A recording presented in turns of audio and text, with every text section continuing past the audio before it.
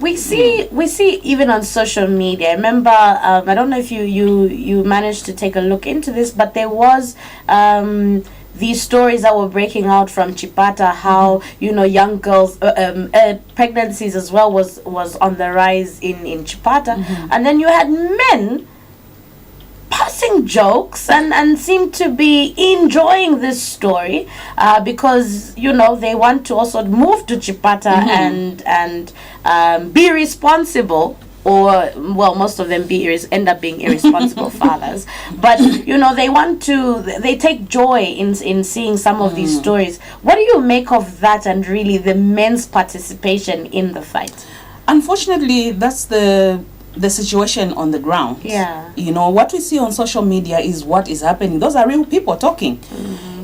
So it's very important that we start this from our homes. What are we teaching our boy children? Are we teaching them to respect the girls? Are we teaching them the right time to have sex or to have babies?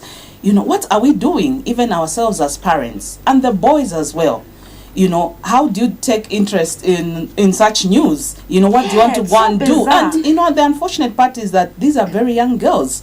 I just saw a clip somewhere of a young girl who is only 15 years old, and she's been taken by the auntie actually to the Chinese men to have sex with her. And I'm wondering, because there's comments to say ni mukulu uyo. Can you imagine? Men are saying ni mukulu kudala uyo. She does, it's not even abuse, stuff like that. So I think it's very important that we take time to engage our boy children in our homes when they are so young. Let's go into these schools. Even as we have these some time back in our time, we had clubs. Chongololo Club, whatever, those clubs. Can we create these where we are going to teach our young boys the good morals, how to handle a girl? That's why I think a lot of people are talking about women are always complaining, like the song I did, Woman Blame.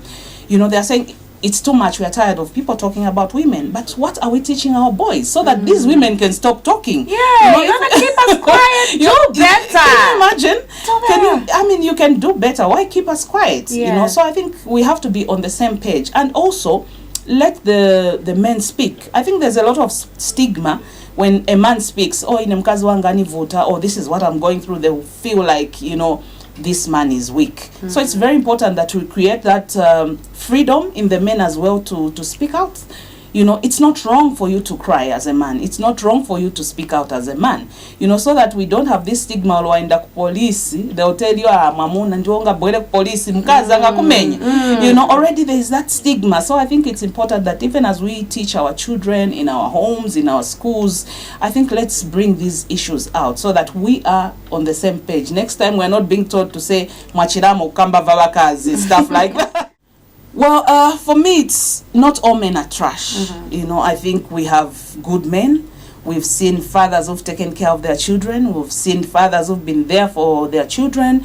We've seen men who have supported the women's fights. So it's not, I'll say it's not all men.